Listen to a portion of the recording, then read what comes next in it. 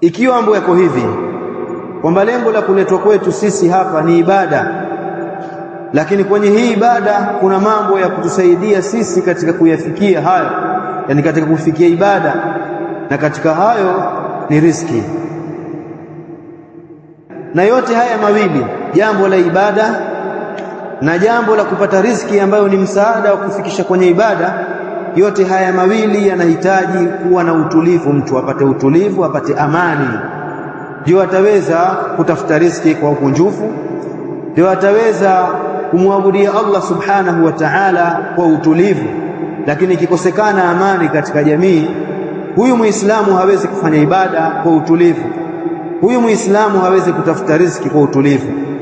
Kwa hivyo ifahamike hivyo Waislamu, kwamba katika yale yatakayoweza kutuwezesha sisi kuweza kumwabudia Allah tabaraka wa taala kwa utulivu na kwa kuweza kuyafikia yale ambayo Allah subhanahu wa ta'ala ametuleta kwa ajili yake, lakini pia kuifikia njia ya kutafuta riziki, tunahitaji amani Waislamu.